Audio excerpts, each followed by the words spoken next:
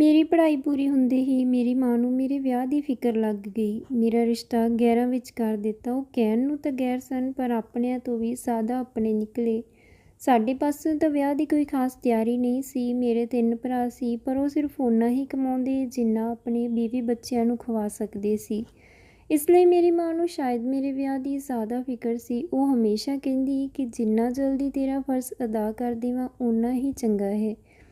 ਹਜੇ ਤਾਂ ਮੈਂ ਬੈਠੀ ਹਾਂ, ਮੇਰੇ ਜਾਣ ਤੋਂ ਬਾਅਦ ਤੇਰਾ ਕੀ ਹੋਵੇਗਾ। ਅਸੀਂ ਵਿਆਹ ਦੀਆਂ ਰਸਮਾਂ ਸਾਦਗੀ ਨਾਲ ਕੀਤੀਆਂ, ਜਦੋਂ ਕਿ ਉਹਨਾਂ ਨੇ ਬੜੀ ਧੂਮ-ਧਾਮ ਨਾਲ ਵਿਆਹ ਕੀਤਾ। ਮੈਂ ਬਹੁਤ ਖੁਸ਼ ਸੀ, ਕਿਉਂਕਿ ਮੇਰਾ ਪਤੀ ਪਵਨ ਦੇਖਣ ਵਿੱਚ ਬਹੁਤ ਸੋਹਣਾ ਸੀ, ਪਰ ਮੈਨੂੰ ਡਰ ਸੀ ਕਿ ਕਿਤੇ ਮੇਰੀ ਖੁਸ਼ੀ ਨੂੰ ਕਿਸੇ ਦੀ ਨਜ਼ਰ ਹੀ ਨਾ ਲੱਗ ਜਾਵੇ, ਕਿਉਂਕਿ ਜਿਸ ਇਨਸਾਨ ਨੂੰ ਕਦੇ-ਕਦੇ ਖੁਸ਼ੀ ਮਿਲਦੀ ਹੋਵੇ, ਉਹ ਵੀ ਘੱਟ ਹੀ ਰਾਸ ਆਉਂਦੀ ਹੈ। ਖੈਰ, ਇਸ ਖੁਸ਼ੀ ਤੇ ਡਰ ਵਿੱਚ ਮੇਰੀ ਵਿਦਾਈ ਹੋ ਗਈ। ਮੈਂ ਸਸੁਰਾਲ ਪਹੁੰਚੀ ਤੇ ਕਮਰੇ ਵਿੱਚ ਬੈਠੀ ਪਵਨ ਦਾ ਇੰਤਜ਼ਾਰ ਕਰ ਰਹੀ ਸੀ। ਉਸ ਦਿਨ ਹੀ ਮੇਰੇ ਜੇਠ ਜਠਾਣੀ ਦਾ ਵਿਆਹ ਹੋਇਆ ਸੀ। ਥੋੜ੍ਹੀ ਦੇਰ ਬਾਅਦ ਪਵਨ ਕਮਰੇ ਵਿੱਚ ਆਇਆ। ਉਸਨੇ ਮੂੰਹ ਦਿਖਾਈ ਵਿੱਚ ਮੈਨੂੰ ਸੋਨੇ ਦੀ ਅੰਗੂਠੀ ਦਿੱਤੀ। ਸਵੇਰ ਵੇਲੇ ਮੈਂ ਜਦੋਂ ਆਪਣੀ ਜਠਾਣੀ ਨੂੰ ਦੇਖਿਆ ਤਾਂ ਮੈਨੂੰ ਕਾਫੀ ਚੁਸਤ ਚਲਾਕ ਜਿਹੀ ਲੱਗੀ। ਉਸਦਾ ਵੀ ਇਸ ਘਰ ਵਿੱਚ ਪਹਿਲਾ ਹੀ ਦਿਨ ਸੀ, ਪਰ ਉਸਦੇ ਤੇਵਰ ਕੁਝ ਅਲੱਗ ਹੀ ਸਨ। ਉਹ ਮੈਨੂੰ ਆਪਣੀ ਤਿੱਖੀ ਨਜ਼ਰ ਨਾਲ ਘੂਰ ਰਹੀ ਸੀ, ਨਾ ਜਾਣੇ ਕੀ ਸੋਚ ਰਹੀ ਸੀ। ਖੈਰ, ਮੈਂ ਤਾਂ ਬਹੁਤ ਖੁਸ਼ ਸੀ। ਮੈਨੂੰ ਆਪਣੀ ਕਿਸਮਤ 'ਤੇ ਯਕੀਨ ਨਹੀਂ ਹੋ ਰਿਹਾ ਸੀ। ਮੇਰੀ ਮਾਂ ਵੀ ਬਹੁਤ ਖੁਸ਼ ਸੀ, ਪਰ ਕੁਝ ਹੀ ਦਿਨਾਂ ਵਿੱਚ ਸਾਡੀ ਖੁਸ਼ੀ ਨੂੰ ਨਜ਼ਰ ਲੱਗ ਗਈ। ਵਿਆਹ ਨੂੰ ਅਜੇ 1 ਹਫ਼ਤਾ ਹੀ ਹੋਇਆ ਸੀ ਕਿ ਪਵਨ ਗੱਲ ਕਰਦੇ-ਕਰਦੇ ਅਚਾਨਕ ਬੇਹੋਸ਼ ਹੋ ਗਏ। ਮੇਰੀ ਤਾਂ ਚੀਕ ਹੀ ਨਿਕਲ ਗਈ। ਮੇਰੀ ਆਵਾਜ਼ ਸੁਣ ਕੇ ਬਾਕੀ ਲੋਕ ਵੀ ਆ ਗਏ। ਫਿਰ ਜਲਦੀ ਨਾਲ ਪਵਨ ਨੂੰ ਹਸਪਤਾਲ ਲਿਜਾਇਆ ਗਿਆ। ਫਿਰ ਅੱਧੇ ਘੰਟੇ ਬਾਅਦ ਪਵਨ ਨੂੰ ਹੋਸ਼ ਆਇਆ ਤਾਂ ਮੇਰੀ ਜਾਨ ਵਿੱਚ ਜਾਨ ਆਈ। ਉਸ ਨੂੰ ਘਰ ਲਿਆਂਦਾ ਗਿਆ। ਮੈਂ ਸਾਰੀ ਰਾਤ ਉਸਦੀ ਦੇਖਭਾਲ ਕਰਦੀ ਰਹੀ। ਅਗਲੀ ਸਵੇਰ ਮੈਂ ਪਵਨ ਨੂੰ ਜਗਾਇਆ, ਕਿਉਂਕਿ ਮਨ ਵਿੱਚ ਡਰ ਬੈਠ ਗਿਆ ਸੀ, ਪਰ ਉੱਠਣ ਸਾਰ ਹੀ ਪਵਨ ਦੇ ਸਿਰ ਵਿੱਚ ਦਰਦ ਹੋਣਾ ਸ਼ੁਰੂ ਹੋ ਗਿਆ। ਮੈਂ ਉਸਦਾ ਸਿਰ ਦਬਾਉਣ ਹੀ ਲੱਗੀ ਸੀ ਕਿ ਉਹ ਫਿਰ ਬੇਹੋਸ਼ ਹੋ ਗਿਆ। ਮੈਂ ਸਭ ਨੂੰ ਬੁਲਾਇਆ। ਪਵਨ ਨੂੰ ਵੱਡੇ ਹਸਪਤਾਲ ਲਿਜਾਇਆ ਗਿਆ। ਮੈਂ ਵੀ ਨਾਲ ਜਾਣਾ ਚਾਹੁੰਦੀ ਸੀ, ਪਰ ਕੋਈ ਮੈਨੂੰ ਨਾਲ ਲੈ ਕੇ ਨਾ ਗਿਆ। ਮੇਰੀ ਸੱਸ ਕਹਿਣ ਲੱਗੀ ਕਿ ਔਰਤਾਂ ਦਾ ਉੱਥੇ ਕੀ ਕੰਮ। ਮੈਂ ਕਮਰੇ ਵਿੱਚ ਆ ਕੇ ਰੋਣ ਲੱਗੀ। ਇੱਕ ਤਾਂ ਪਵਨ ਦੀ ਇਹ ਹਾਲਤ ਤੇ ਉੱਤੋਂ ਸੱਸ ਦਾ ਅਜਿਹਾ ਵਿਵਹਾਰ। ਮੈਂ ਆਪਣੀ ਮਾਂ ਨੂੰ ਪਵਨ ਦੀ ਹਾਲਤ ਬਾਰੇ ਕੁਝ ਨਹੀਂ ਦੱਸਿਆ ਸੀ, ਕਿਉਂਕਿ ਉਸਨੇ ਬਹੁਤ ਦੁਖੀ ਹੋ ਜਾਣਾ ਸੀ। ਥੋੜ੍ਹੀ ਦੇਰ ਬਾਅਦ ਜੇਠ ਨੇ ਫੋਨ 'ਤੇ ਦੱਸਿਆ ਕਿ ਪਵਨ ਨੂੰ ਹੋਸ਼ ਆ ਗਿਆ ਹੈ, ਪਰ ਕੁਝ ਟੈਸਟ ਕਰਵਾਉਣੇ ਪੈਣਗੇ, ਇਸ ਲਈ ਹਸਪਤਾਲ ਵਿੱਚ ਟਾਈਮ ਲੱਗੇਗਾ। ਮੈਨੂੰ ਪਵਨ ਦੀ ਬਹੁਤ ਫਿਕਰ ਹੋ ਰਹੀ ਸੀ। ਮੈਂ ਪਰੇਸ਼ਾਨ ਹੋ ਕੇ ਆਪਣੀ ਮਾਂ ਨੂੰ ਫ਼ੋਨ ਕਰ ਦਿੱਤਾ ਅਤੇ ਸਾਰੀ ਗੱਲ ਦੱਸ ਦਿੱਤੀ। ਫਿਰ ਸਸੁਰਾਲ ਵਾਲਿਆਂ ਨੇ ਵੀ ਕਹਿਣਾ ਸੀ ਕਿ ਪਵਨ ਦੀ ਖਬਰ ਲੈਣ ਕੋਈ ਨਹੀਂ ਪਹੁੰਚਿਆ।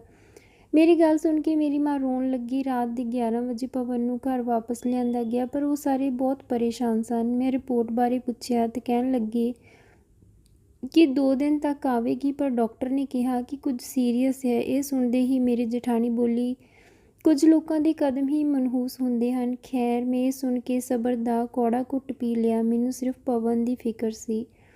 ਅਗਲੇ ਦਿਨ ਮੇਰੀ ਮਾਂ ਵੀ ਦੁਖੀ ਮਨ ਨਾਲ ਪਵਨ ਨੂੰ ਮਿਲਣ ਪਹੁੰਚੀ। ਗੱਲਾਂ-ਗੱਲਾਂ ਵਿੱਚ ਮੇਰੀ ਸੱਸ ਨੇ ਮੇਰੀ ਮਾਂ ਸਾਹਮਣੇ ਮੈਨੂੰ ਮਨਹੂਸ ਕਹਿ ਦਿੱਤਾ।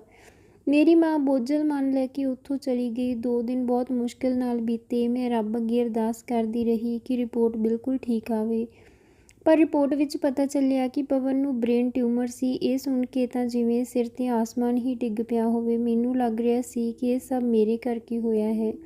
ਪਵਨ ਦੀ ਹਾਲਤ ਦਿਨ-ਬ-ਦਿਨ ਵਿਗੜਦੀ ਜਾ ਰਹੀ ਸੀ। ਡਾਕਟਰ ਨੇ ਕਿਹਾ ਕਿ ਟਿਊਮਰ ਆਪਰੇਸ਼ਨ ਨਾਲ ਨਿਕਲ ਤਾਂ ਸਕਦਾ ਹੈ, ਪਰ ਇਸ ਨਾਲ ਪਵਨ ਦੀ ਯਾਦਦਾਸ਼ਤ ਜਾ ਸਕਦੀ ਹੈ ਜਾਂ ਅੱਖਾਂ ਦੀ ਰੌਸ਼ਨੀ ਜਾ ਸਕਦੀ ਹੈ। ਆਪਰੇਸ਼ਨ ਤੋਂ ਬਾਅਦ ਕੋਈ ਵੀ ਮਸਲਾ ਸਾਹਮਣੇ ਆ ਸਕਦਾ ਹੈ। ਆਪਰੇਸ਼ਨ ਤੋਂ ਬਿਨਾਂ ਕੋਈ ਚਾਰਾ ਨਹੀਂ ਸੀ।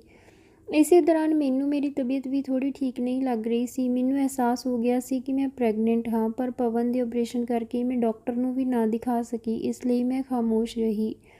ਆਪਰੇਸ਼ਨ ਕਾਮਯਾਬ ਰਿਹਾ, ਪਰ ਜਦੋਂ ਪਵਨ ਨੂੰ ਹੋਸ਼ ਆਇਆ ਤਾਂ ਉਹ ਠੀਕ ਤਰ੍ਹਾਂ ਬੋਲ ਨਹੀਂ ਪਾ ਰਿਹਾ ਸੀ। ਡਾਕਟਰ ਨੇ ਕਿਹਾ ਕਿ ਪੂਰੀ ਤਰ੍ਹਾਂ ਠੀਕ ਹੋਣ ਵਿੱਚ ਸਮਾਂ ਲੱਗੇਗਾ, ਤੁਹਾਨੂੰ ਸਬਰ ਰੱਖਣਾ ਪਵੇਗਾ। ਮੈਂ ਰੱਬ ਦਾ ਧੰਨਵਾਦ ਕੀਤਾ, ਪਵਨ ਕੋਲ ਬੈਠ ਕੇ ਗੱਲਾਂ ਕੀਤੀਆਂ। ਜਦੋਂ ਮੇਰੀ ਮਾਂ ਤੇ ਭਰਾ ਪਵਨ ਦੀ ਖਬਰ ਨੂੰ ਆਏ, ਨਾ ਜਾਣੇ ਮੇਰੀ ਸੱਸ ਨੂੰ ਕੀ ਹੋ ਗਿਆ। ਉਹ ਮੇਰੀ ਮਾਂ ਨੂੰ ਕਹਿਣ ਲੱਗੀ ਕਿ ਤੁਸੀਂ ਆਪਣੀ ਕੁੜੀ ਨੂੰ ਕੁਝ ਦਿਨਾਂ ਲਈ ਆਪਣੇ ਨਾਲ ਲੈ ਜਾਓ।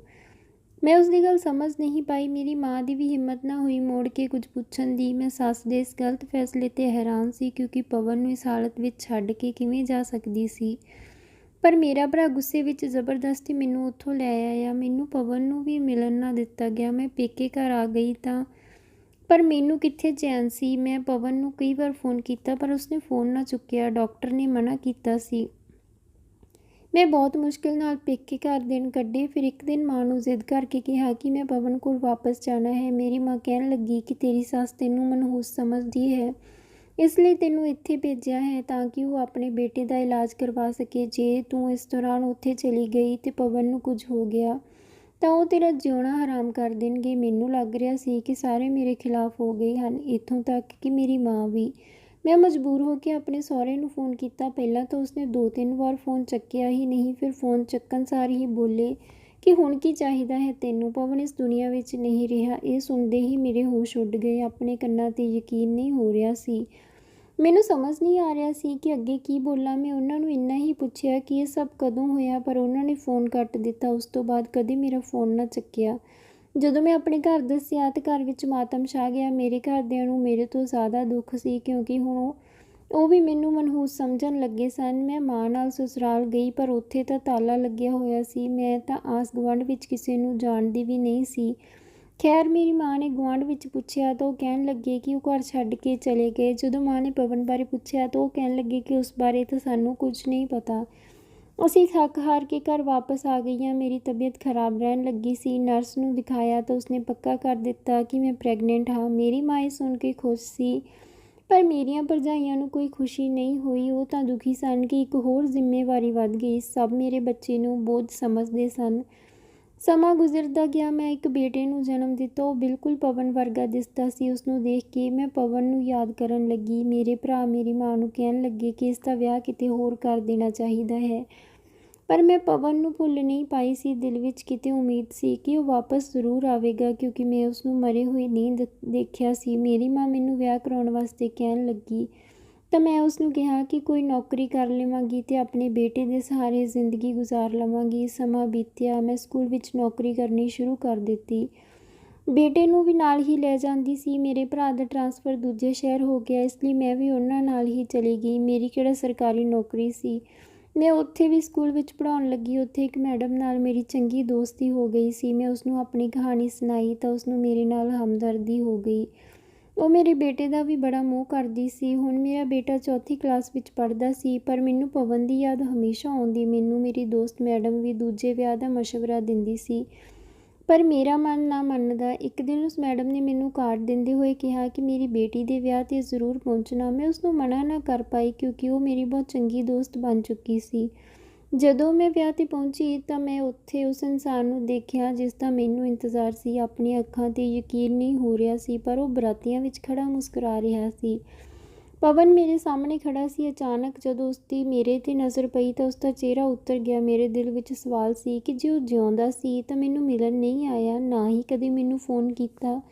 ਮੇਰਾ ਤਾਂ ਉਹੀ ਨੰਬਰ ਸੀ। ਮੌਕਾ ਮਿਲਦੇ ਹੀ ਮੈਂ ਉਸ ਨਾਲ ਗੱਲ ਕੀਤੀ। ਪਹਿਲਾਂ ਜੋ ਸਵਾਲ ਮੇਰੇ ਦਿਮਾਗ ਵਿੱਚ ਸੀ ਉਹੀ ਪੁੱਛ ਲਿਆ ਕਿ ਮੌਤ ਦਾ ਝੂਠ ਕਿਉਂ ਬੋਲਿਆ, ਮੇਰੇ ਨਾਲ ਅਜਿਹਾ ਕਿਉਂ ਕੀਤਾ। ਪਵਨ ਕਹਿਣ ਲੱਗਿਆ ਕਿ ਆਪਣਾ ਡਰਾਮਾ ਬੰਦ ਕਰ। ਇੱਕ ਤਾਂ ਮੈਨੂੰ ਉਸ ਹਾਲਤ ਵਿੱਚ ਛੱਡ ਕੇ ਚਲੀ ਗਈ, ਉੱਪਰੋਂ ਮੈਨੂੰ ਹੀ ਕਸੂਰਵਾਰ ਠਹਿਰਾ ਰਹੀ ਹੈ। ਮੈਨੂੰ ਮੇਰੇ ਘਰਦਿਆਂ ਨੇ ਦੱਸ ਦਿੱਤਾ ਸੀ ਕਿ ਤੂੰ ਹੁਣ ਮੇਰੇ ਵਰਗੇ ਇਨਸਾਨ ਨਾਲ ਨਹੀਂ ਰਹਿਣਾ ਚਾਹੁੰਦੀ, ਜਿਸ ਦੀ ਜ਼ਿੰਦਗੀ ਦਾ ਕੋਈ ਭਰੋਸਾ ਨਹੀਂ ਹੈ। ਮੇਰੇ ਘਰਦਿਆਂ ਨੇ ਤੇਰੀਆਂ ਮਿੰਨਤਾਂ ਵੀ ਕੀਤੀਆਂ। ਇਹ ਸੁਣਦੇ ਹੀ ਮੈਨੂੰ ਗੁੱਸਾ ਆ ਗਿਆ, ਕਿਉਂਕਿ ਇਹ ਸਭ ਝੂਠ ਸੀ। ਮੈਂ ਪਵਨ ਨੂੰ ਕਿਹਾ ਕਿ ਜੇ ਇੰਨੇ ਸੱਚੇ ਸੀ ਤਾਂ ਘਰ ਛੱਡ ਕੇ ਕਿਉਂ ਗਏ, ਤਾਂ ਉਹ ਕਹਿਣ ਲੱਗਾ ਕਿ ਕਿਸੇ ਪੰਡਿਤ ਨੇ ਦੱਸਿਆ ਸੀ ਕਿ ਮੇਰੀ ਬਿਮਾਰੀ ਇਹ ਘਰ ਛੱਡ ਕੇ ਹੀ ਠੀਕ ਹੋਵੇਗੀ। ਇੰਨੇ ਨੂੰ ਮੇਰਾ ਬੇਟਾ ਆ ਗਿਆ ਤਾਂ ਪਵਨ ਕਹਿਣ ਲੱਗਿਆ ਕਿ ਤੂੰ ਦੂਜਾ ਵਿਆਹ ਵੀ ਕਰਵਾ ਲਿਆ। ਮੈਂ ਉਸਨੂੰ ਦੱਸਿਆ ਕਿ ਤੇਰਾ ਹੀ ਬੇਟਾ ਹੈ। ਪਵਨ ਨੇ ਉਸਨੂੰ ਗਲੇ ਲਗਾ ਲਿਆ, ਕਿਉਂਕਿ ਉਹ ਪਵਨ ਵਰਗਾ ਹੀ ਦਿਸਦਾ ਸੀ। ਪਵਨ ਸਾਨੂੰ ਆਪਣੇ ਨਾਲ ਲਿਜਾਣਾ ਚਾਹੁੰਦਾ ਸੀ, ਪਰ ਮੈਂ ਅਜਿਹਾ ਕੁਝ ਨਹੀਂ ਕਰਨ ਵਾਲੀ ਸੀ, ਕਿਉਂਕਿ ਉਸ ਇਨਸਾਨ ਨੂੰ ਇੱਕ ਵਾਰ ਵੀ ਸੱਚ ਜਾਣਨ ਦੀ ਕੋਸ਼ਿਸ਼ ਨਹੀਂ ਕੀਤੀ, ਨਾ ਮੈਨੂੰ ਕਦੇ ਫ਼ੋਨ ਕੀਤਾ ਸੀ। ਇੱਕ ਵਾਰ ਵੀ ਇਹ ਦੇਖਣ ਨਹੀਂ ਆਇਆ ਕਿ ਮੈਂ ਕਿਸ ਹਾਲਾਤ ਵਿੱਚ ਹਾਂ।